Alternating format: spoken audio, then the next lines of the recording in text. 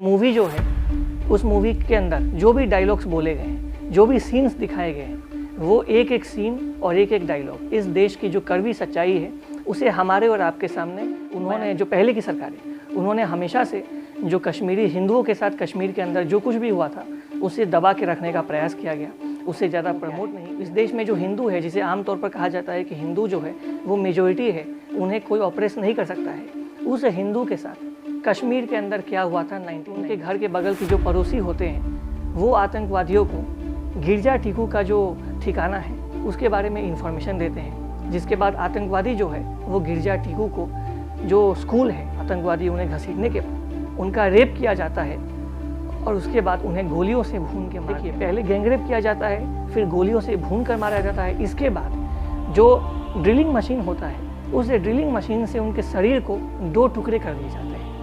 सोचिए कितना भयानक, वो वहाँ से वापस जाना शुरू कर देते हैं। लेकिन बीके गंजू के जो पड़ोसी हैं वो आतंकवादी को बता देते हैं कि बीके गंजू कहाँ छुपे हुए हैं। उसके बाद आतंकवादी घर में घुसते हैं। बीके गंजू जो है जिस राइस कंटेनर में छुपे हुए होते हैं उस कंटेनर पर मौत हो जाती है और जो खून से सने चावल होते हैं, चूँकि वो राइस कंटेनर में थे तो जो उनका खून था, खून से सने जो चावल हैं वो बीके गंजू की वाइफ को खाने पर विवश कर दिया जाता है, मजबूर कर दिया। इधर यू कन्वर्ट, इधर यू लीव और यू डाई। या तो कन्वर्ट हो जाओ इस्लाम में, या तो तुम भाग जाओ, या मरने के लिए तैयार हो जाओ। ये 3 ऑप्शंस कश्मीरी पंडितों के सामने 1990 में रख दिए गए। ये दुख की बात है कि कश्मीरी हिंदुओं के साथ जो कुछ भी हुआ उस सच्चाई को इतने बड़े मास तक पहुंचने में, यानी कि हमारे देश में इतनी बड़ी जनसंख्या है, उन तक ये सच्चाई आज पहुंच रही है 32 सालों बाद। 1990s में ये सब हुआ और 32 सालों बाद ये सच्चाई जो है, खास तौर पे जो हमारे मुसलमान भाई बहन देश के जो मुझे सुन पा रहे हैं, उनसे मैं अपील करूंगा कि आप एक स्टैंड लें और स्टैंड लेके मुखरता के साथ हिंदुओं का जो आइडेंटिटी इश्यूज़ है उसका साथ दें और कश्मीरी पंडित्स के साथ जो हुआ था उसका मुखरता के साथ विरोध करें, ताकि इस देश में सही मायने में गंगा जमुनी तहजीब जो है वो इस्टेब्लिश हो सके। नमस्कार, स्वागत है आप सभी का। इन दिनों हमारे देश में कश्मीर फाइल्स नाम की एक मूवी निकली है और इस मूवी की काफ़ी चर्चा हो रही है पूरे देश भर में। अगर आप सोशल मीडिया खोलेंगे तो सोशल मीडिया पर भी आपको इस मूवी की चर्चा दिखाई देगी और हर व्यक्ति इस मूवी को अपने हिसाब से रिव्यू कर रहा है, उसका अपने हिसाब से जो रेटिंग है वो दिया जा रहा है। मगर हमें यहाँ एक पॉइंट समझना पड़ेगा कि जो कश्मीर फाइल्स मूवी है ये कोई ट्रेडिशनल मूवी नहीं है। आमतौर पे क्या होता है कि जो मूवीज़ हम देखने जाते हैं तो हम में से ज़्यादातर लोग ये उम्मीद करते हैं कि इन मूवीज़ के अंदर में जो एंटरटेनमेंट की मात्रा है वो ज़्यादा होगी, मूवी जो है वो ड्रामेटिक होगी, जिसे देख के हमें अच्छा लगेगा। और जितना ज़्यादा मूवी ड्रामेटिक होगी, जितना ज़्यादा उसमें एंटरटेनमेंट की मात्रा होगी, उतना वो मूवीज़ जो है और ज़्यादा अच्छी होगी। मगर in case of Kashmir files ऐसा बिल्कुल नहीं है, क्योंकि ये एक ट्रेडिशनल मूवी नहीं है। ये मूवी अगर हम कह सकें तो अपने किस्म की एक पहली मूवी है जिसे हमारे देश में बनाने की हिमाकत की गई है, क्योंकि हमारे देश में आमतौर पर इस तरह की मूवी नहीं आती है। और इसीलिए इस मूवी का जो रिव्यू है वो हम ट्रेडिशनल पैरामीटर्स पर नहीं कर सकते हैं। कई लोग की शिकायत है कि इस मूवी के अंदर जो है वीडियो इफ़ेक्ट उतना अच्छा नहीं है, जो साउंड इफ़ेक्ट है वो और भी अच्छा हो सकता था। मगर हमें समझना पड़ेगा कि मैटर यहाँ ये नहीं करता है कि साउंड इफ़ेक्ट अच्छा है या नहीं है, इस मूवी के अंदर वीडियो इफ़ेक्ट जो है वो उसका अच्छा है कि नहीं है। मैटर ये करता है कि इस मूवी को देखने के बाद हमारे और आपके दिमाग पर इसका क्या इफ़ेक्ट पड़ता है, हमारे और आपके दिमाग पर, दिल और दिमाग पर इस मूवी का कोई असर पड़ता है कि नहीं पड़ता है। और उसका उत्तर है बिल्कुल पड़ता है। मैं ये मूवी खुद ही कल देख के आया हूँ और मैं कह सकता हूँ कि ये मूवी जो है, उस मूवी के अंदर जो भी डायलॉग्स बोले गए हैं, जो भी सीन्स दिखाए गए हैं, वो एक एक सीन और एक एक डायलॉग इस देश की जो कड़वी सच्चाई है उसे हमारे और आपके सामने बयां करती है। अब जब मैं यहाँ कड़वी सच्चाई की बात करता हूँ तो मैं उस सच्चाई की बात कर रहा हूँ जिसे हमसे और आपसे दशकों तक इस देश में छुपा के रखा गया। हमारे देश की जो सरकारें हैं उन्होंने, जो पहले की सरकारें, उन्होंने हमेशा से जो कश्मीरी हिंदुओं के साथ कश्मीर के अंदर जो कुछ भी हुआ था उसे दबा के रखने का प्रयास किया गया, उसे ज़्यादा प्रमोट नहीं किया गया, उसे लोगों तक पहुंचने नहीं दिया गया। और यही कारण है कि हमने हमेशा अपने दिमाग में एक नैरेटिव बना लिया था कि कश्मीर के अंदर जो हो रहा है, कश्मीर के अंदर जो हमारी जो आर्म्ड फोर्सेस है वो काफ़ी गलत कर रही है। जो कश्मीर के अंदर जो मेजॉरिटी पॉपुलेशन है, जो मुस्लिम पॉपुलेशन है वहाँ की, जो इस्लाम में मानती है, वो जो है उन पर काफ़ी अत्याचार हो रहा है, उनका दमन हो रहा है, उन्हें ऑपरेस किया जा रहा है। और हमारे देश में एक यही जो एजेंडा है इसे दशकों से आगे बढ़ाया गया था कि जो हिंदू होते हैं उन्हें कोई ऑपरेस नहीं कर सकता है। और उसका जो रीज़न दिया जाता था वो ये कि हिंदू जो है, चूँकि वो इस देश में मेजोरिटी में है, हिंदू बहुसंख्यक है, इसीलिए हिंदुओं पर कोई अत्याचार नहीं कर सकता है, हिंदुओं को ऑपरेस नहीं किया जा सकता है। मगर हाँ, हिंदू जो है वो ऑपरेसर हो सकते हैं, हिंदू जो है, जो माइनॉरिटीज़ है उन्हें दबा सकती है। हालांकि अगर आप सच्चाई देखेंगे तो आपको समझ में आ जाएगा कि आज तक का 1947 से लेकर अभी तक का जो इतिहास है वो देख लीजिए कि हिंदुओं ने कितनों को ऑपरेस किया है, कितनों माइनॉरिटीज़ को हिंदुओं ने ऑपरेस किया है।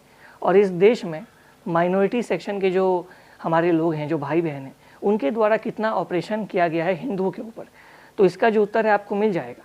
और 1990s में कश्मीर के भीतर जो हुआ 1990 के दौर में कश्मीरी हिंदुओं के साथ, वो एक ऐसी सच्चाई है जिसे हर देशवासियों को जानना चाहिए। खास करके जो हमारे यंग जनरेशन के लोग हैं, मुझ जैसे जो लोग हैं या मुझसे भी छोटे जो अभी 18-19 ईयर्स के हैं, जो पहली बार वोट देने जाते हैं, उन्हें एक बार इस मूवी को देखना चाहिए, कश्मीर फाइल्स को, और उन्हें समझना चाहिए कि कश्मीरी हिंदुओं की जो पीड़ा है, उनका जो दर्द है वो क्या है। इस देश में जो हिंदू है, जिसे आमतौर पर कहा जाता है कि हिंदू जो है वो मेजॉरिटी है, उन्हें कोई ऑपरेस नहीं कर सकता है, उस हिंदू के साथ कश्मीर के अंदर क्या हुआ था 1990s के दौर में।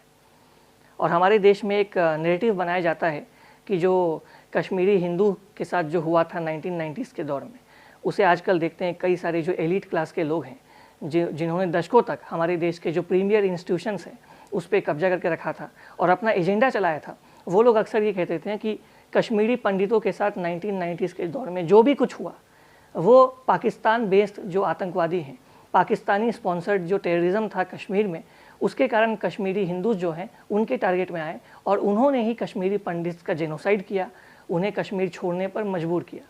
लेकिन ये जो सच्चाई है इसे हम एक अर्ध सत्य कह सकते हैं, हाफ ट्रूथ कह सकते हैं, क्योंकि सच्चाई ये है कि कश्मीर की जो लोकल मुस्लिम पॉपुलेशन थे, और ये कड़वी सच्चाई है। अब कई लोग ये कह सकते हैं कि मैं नफ़रत फैला रहा हूँ, कश्मीर फाइल्स में भी दिखाया गया है, तो कई लोग कहेंगे कि ये नफ़रत फैलाने के लिए बनाया गया ये मूवी, या मैं जो कह रहा हूँ वो हेट फैला रहा हूँ सोसाइटी में। ना, ऐसा बिल्कुल भी नहीं है, ना मैं हेट फैला रहा हूँ, ना इस मूवी में कश्मीर फाइल्स में कोई नफ़रत फैलाई गई है। जो फैक्ट है, जो जैसा है उसे वैसा ही दिखाया गया है, और मैं भी जो बात आपको कह रहा हूँ, जो जैसा है वैसा ही बात मैं आपको कह रहा हूँ। और ये सारे जो बातें हैं ये डॉक्यूमेंटेड है, ऐसा नहीं है कि खुद से, अगर आप थोड़ा बहुत खुद से रिसर्च करेंगे तो आपको खुद ही मालूम पड़ जाएगा। तो ये जो कहा जाता है कि पाकिस्तानी बेस्ड जो मिलिटेंट्स हैं कश्मीर में, उन्होंने कश्मीरी हिंदू का कत्लेआम किया, कश्मीरी हिंदूज़ का जेनोसाइड किया, 5 लाख कश्मीरी हिंदुओं को कश्मीर से भगा दिया गया उनके द्वारा, ये एक बात है कि हाँ, कश्मीर के अंदर जो पाकिस्तान के मिलिटेंट्स थे उनका भी हाथ था। पाकिस्तान की जो ISI है वो भी फंडिंग कर रही थी कश्मीर के अंदर इन मिलिटेंट्स को। लेकिन इसके अलावा जो कश्मीर के अंदर के जो लोकल मुस्लिम पॉपुलेशन थे 1990s के दौर में, उन्होंने भी इन मिलिटेंट्स का समर्थन किया था। और मिलिटेंट्स के साथ मिलकर जो कश्मीर की अधिकतर लोकल पॉपुलेशन है, मुस्लिम पॉपुलेशन है, उन्होंने कश्मीरी पंडित्स का कत्लेआम किया, कश्मीरी पंडित्स को मारने में आतंकवादियों की सहायता की। कश्मीरी पंडित्स का जो एक्सोडस हुआ उसमें कहीं ना कहीं जो कश्मीर की लोकल पॉपुलेशन है उसका भी हाथ है, क्योंकि जो लॉजिकल सपोर्ट जो है, जो इमोशनल सपोर्ट जो है, वो कश्मीर के लोकल पॉपुलेशन के द्वारा उन लोगों को दिया जा रहा था जिसे पाकिस्तान ने कश्मीर के अंदर भेजा था। तो ये एक फैक्ट है। दूसरी बात ये है, ये कहा जाता है कि जो कश्मीर के लोग हैं वो बड़े उस टाइम बड़े अच्छे थे, उन्होंने प्रयास किया था कि कश्मीरी हिंदू जो हैं वो कश्मीर में रुक जाएं, वो कश्मीर को छोड़कर ना जाएं, उनके साथ ऐसा ना हो। इस तरह की भी कई सारी कहानियाँ कई सारे वेब पोर्टल पे आपको मिल जाएगी, जो खास एजेंडे के तहत उसे लिखा गया था। एक इवेंट बताऊँ तो आपको खुद ही समझ में आएगा, और ये सिर्फ 3-4 इवेंट हैं, ऐसे सैकड़ों इवेंट हैं जिसमें कश्मीर के जो लोकल लोग हैं उनकी सहायता से कश्मीरी हिंदू जो हैं उनका मैसेकर किया गया। जैसे कि एक इवेंट है 25 जून 1990 को, गिरजा टीकू नाम की एक सरकारी स्कूल में लैब असिस्टेंट थी, एक महिला थी वो।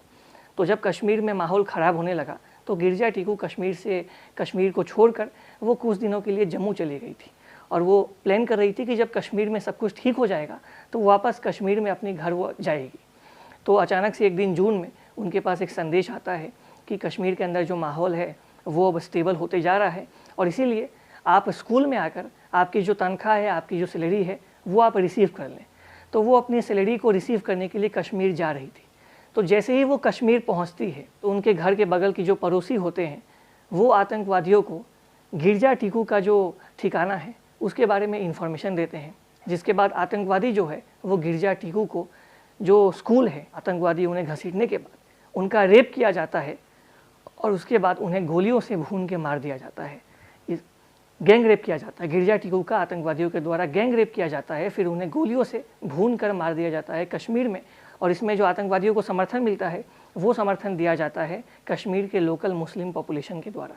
जो लोकल वहाँ के स्थानीय लोग थे, जो कभी गिरजा टीकू के पड़ोसी हुआ करते थे, उनके द्वारा आतंकवादियों को समर्थन दिया जाता है, आतंकवादियों को इन्फॉर्मेशन पहुँचाया जाता है, जिसके आधार पर गिरजा टीकू का पहले उनके साथ गैंगरेप किया जाता है और फिर उन्हें गोलियों से भून कर उन्हें मार दिया जाता है। और जब इतना इससे भी नहीं होता है, देखिए पहले गैंगरेप किया जाता है, फिर गोलियों से भून कर मारा जाता है, इसके बाद जो ड्रिलिंग मशीन होता है उस ड्रिलिंग मशीन से उनके शरीर को 2 टुकड़े कर दिए जाते हैं। सोचिए कितना भयानक वो लम्हा रहा होगा।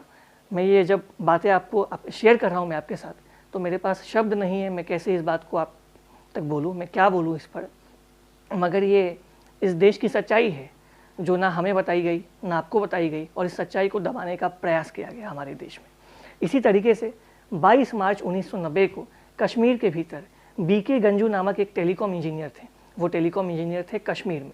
तो जब वो ऑफिस से वापस आ रहे थे तो आतंकवादी उन्हें इंटरसेप्ट कर रहे थे। जो पाकिस्तानी बेस्ड मिलिटेंट है वो उन्हें इंटरसेप्ट कर रहे थे कि वो ताकि उनकी हत्या की जा सके।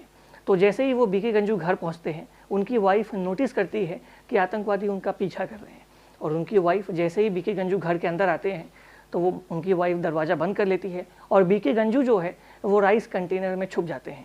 फिर जब आतंकवादियों को बीके गंजू नहीं मिलता है तो आतंकवादी वहाँ से वापस जाना शुरू कर देते हैं, लेकिन बीके गंजू के जो पड़ोसी हैं वो आतंकवादी को बता देते हैं कि बीके गंजू कहाँ छुपे हुए हैं।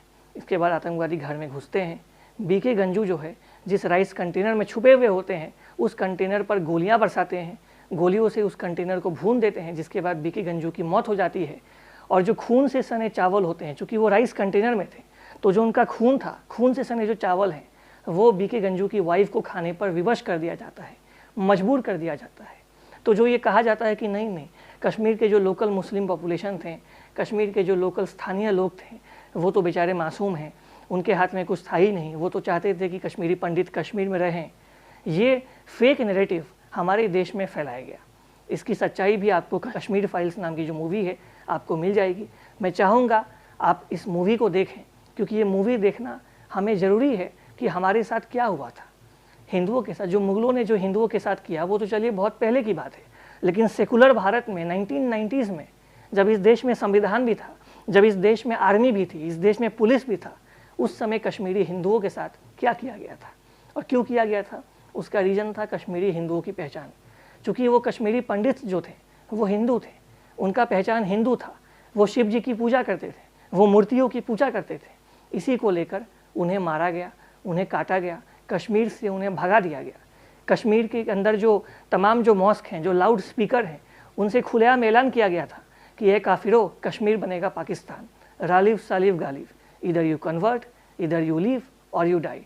या तो कन्वर्ट हो जाओ इस्लाम में, या तो तुम भाग जाओ, या मरने के लिए तैयार हो जाओ। ये 3 ऑप्शंस कश्मीरी पंडितों के सामने 1990s में रख दिए गए थे और कश्मीर के मस्जिदों से खुलेआम ऐलान हो रहा था। और ऐसा नहीं है कि सारे मस्जिदों में आतंकवादियों का उस समय कब्जा था, ऐसा बिल्कुल भी नहीं है। कश्मीर के अंदर कई सारे मस्जिद थे जहाँ के लोकल मौलवीज जो है उनके द्वारा ये ऐलान किया जाता था लाउड स्पीकर्स पे, कश्मीरी हिंदुओं को धमकी दी जाती थी उस समय, और जो कश्मीर के स्थानीय लोग हैं वो इस पे ताली बजाते थे। तो एक सवाल हमें ये भी पूछना चाहिए कि जो मौलवी बनते हैं ये मौलवी कैसे बनते हैं? अगर इस्लाम नहीं कहता है कि आप इनोसेंट को मारो, हालांकि कश्मीरी हिंदूज़ को जो मारा गया वो इसलिए मारा गया क्योंकि जो आतंकवादी थे और जो कश्मीर के उस समय स्थानीय लोग थे, जो फेनेटिक थे, उनका ये मानना था कि कश्मीरी पंडित जो है वो काफिर है। तो काफिर का जो कंसेप्ट है वो कहाँ से आया है? काफिर का कंसेप्ट इस्लामिक जो किताब है, जो टेक्स्ट है, उसमें आपको मिल जाएगा। हाँ, आप कई लोग कहते हैं कि ये जो कॉन्टेक्स्ट है वो अलग था, जो काफिर का जो कॉन्टेक्स्ट है जो लिखा हुआ है किताबों में वो अलग कॉन्टेक्स्ट में कहा गया था। तो सवाल आता है कि जो मस्जिद के अंदर जो मौलवी होते हैं क्या वो अज्ञानी होते हैं?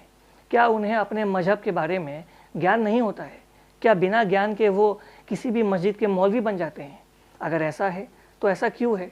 इसके ऊपर भी एक चर्चा होनी चाहिए। और ऐसा नहीं है कि नफ़रत के साथ, पूरे पॉजिटिव माइंड के साथ इस पे चर्चा होनी चाहिए कि जो मौलवी बनते हैं मस्जिदों में वो कैसे बनते हैं, उसका प्रोसीजर क्या है, किन प्रोसीजर्स के आधार पर मौलवी को नियुक्त किया जाता है, और जो मौलवी होते हैं वो अपने मजहब के बारे में जानते हैं या नहीं जानते हैं। अगर वो जानते हैं तो वो क्या जानते हैं, अगर वो नहीं जानते हैं तो क्या नहीं जानते हैं।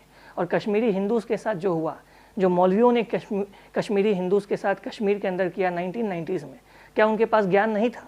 क्या उनके पास इस्लाम को लेकर नॉलेज नहीं था? क्या कोई नॉलेज की कहीं अभाव थी? और अगर नॉलेज की अभाव थी तो इसका जिम्मेदार कौन है? आप सोचिए, अगर बिना ज्ञान के कोई व्यक्ति किसी भी मस्जिद का मौलवी बन जाएगा तो फिर वो जो प्रचार प्रसार करेगा वो क्या करेगा? वो तो जहरीला प्रचार प्रसार करेगा। और ऐसा नहीं है कि कश्मीर के अंदर ही ऐसे मौलवी आपको मिलेंगे, इस देश में कई सारे आपको हज़ारों ऐसे मौलवी मिलेंगे जो अनाप शनाप बातें कहते हैं और उनकी बातों पर तालियां बजाई जाती है। ये दुर्भाग्यपूर्ण है। तो इसको लेकर आपके आसपास जो मित्र हैं, जो आपके मुस्लिम फ्रेंड हैं, मेरे भी कई सारे दोस्त हैं मुस्लिम फ्रेंड, मैं उनका सम्मान करता हूँ, वो भी मेरा सम्मान करते हैं और आज भी उनसे मेरी कई सारे विषय पर बात होती है। तो कई सारे डाउट मेरे होते हैं जिसे वो क्लियर करते हैं, कई सारे डाउट होते हैं जिसे वो क्लियर नहीं भी कर पाते हैं। तो इसको लेकर भी आप उनसे एक इंटरेक्शन करिए पॉजिटिव माइंड में कि भाई जो मौलवी बनता है वो कैसे बनता है, क्या मौलवी बिना धार्मिक ज्ञान लिए वो मौलवी का जो पद है उस पर आ जाता है और इस तरह की बातें बोलता है? तो ये एक सवाल है। और दूसरी जो बात है वो ये है कि कश्मीरी पंडितों के साथ जो हुआ सो तो हुआ ही, लेकिन इसके बाद कश्मीरी पंडितों का जो दर्द है वो दुनिया के सामने ना है। इसके लिए जो लेफ़्ट इकोसिस्टम है, और जब मैं लेफ़्ट इकोसिस्टम के बारे में बात करता हूँ तो मैं उस इकोसिस्टम के बारे में आपसे बात करता हूँ जिन्होंने दशकों तक इस देश के जो प्रीमियर इंस्टीट्यूशन हैं, JNU हुआ, AMU हुआ, दिल्ली यूनिवर्सिटी, या जो भी बड़े बड़े प्रीमियर इंस्टीट्यूशन हैं, उन पे कब्जा उनका रहा है। और इन इंटेलेक्चुअल्स ने, जिसमें बड़े बड़े राइटर्स आते हैं, बड़े बड़े इतिहासकार आते हैं, बड़े बड़े मीडिया के जर्नलिस्ट आते हैं, उन्होंने कश्मीरी पंडित के साथ जो कुछ भी हुआ, 5 लाख कश्मीरी पंडितों को भगा दिया गया कश्मीर के अंदर से, हज़ारों की संख्या में कश्मीरी पंडित को काटा गया, मारा गया, उनके बारे में उनकी सच्चाई जो है वो दुनिया ना जान पाए, इसीलिए इस सच्चाई को वाइट वॉश करने का प्रयास किया। इन लोगों ने, जो लेफ़्ट इकोसिस्टम है, जो ये बड़े बड़े प्रोफेसर्स थे, जो बड़े बड़े इतिहासकार थे, उन्होंने ये प्रयास किया कि कश्मीरी हिंदुओं का जो दर्द है उसे डाउन प्ले कर दिया जाए और ऐसा बताया जाए कि नहीं नहीं, कश्मीरी हिंदू के साथ तो कुछ हुआ ही नहीं था, और अगर इक्का दुक्का कुछ हुआ भी था तो वो तो पाकिस्तान के आतंकवादी थे, उन्होंने किया था, कश्मीर के स्थानीय लोगों का इससे कोई वास्ता नहीं है। तो इस तरह का नैरेटिव बना के कश्मीरी हिंदुओं का जो दर्द है, कहते हैं ना जले पे नमक छिड़कना, तो जले पे नमक छिड़कने का जो कार्य है ये वामपंथियों ने किया है। और इस वामपंथी इकोसिस्टम जो है, आज भले ही देश में सरकार चेंज हो चुकी है, आज एक नेशनलिस्ट सरकार इस देश में है, ये एक सच्चाई है, लेकिन जो सिस्टम है वो भी कहीं ना कहीं आज भी वामपंथियों के हाथ में है। हालांकि ये बात अलग है कि आज वो अगर कुछ कहते हैं तो उस पर लोग सवाल पूछते हैं, उस पर लोग कहते हैं कि तुम जो कह रहे हो उसका रैशनल क्या है, उसके पीछे का लॉजिक क्या है। हालांकि वामपंथी जो है वो लॉजिक को समझा नहीं पाते हैं और इसीलिए वो आज जो वोटर्स हैं उन्हें कन्विंस नहीं कर पा रहे हैं। समाज में जो लोग हैं उन तक वो अपनी पहुंच नहीं बैठा पा रहे हैं, क्योंकि अब देश बदल चुका है।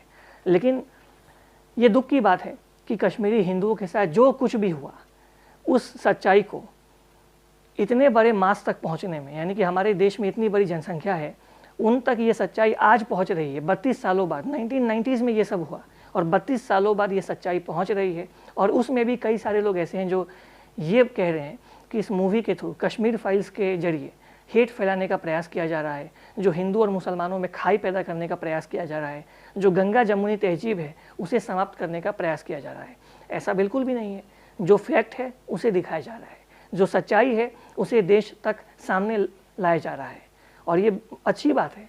और मेरी ऐसी अपील है कि जो हमारे माइनॉरिटी सेक्शन के जो भाई बहन हैं वो भी इस चीज़ को कंडेम करें, क्योंकि आमतौर पर देखा जाता है कि उनके द्वारा इन सब चीज़ों का कंडेमनेशन होता है, लेकिन इतना स्ट्रांगली इन चीज़ों को कंडेम नहीं किया जाता है। इसीलिए वो भी इन चीज़ों को कंडेम करें, वो इन चीज़ों के खिलाफ मुखरता से सामने आए, ताकि एक मैसेज इस देश में जाए कि नहीं, कि ये सब कुछ जो हुआ था कश्मीर के अंदर धर्म के नाम पे, वो वाकई में धर्म के नाम पे तो हुआ था, लेकिन इन सब चीज़ों का धर्म से वास्ता नहीं है।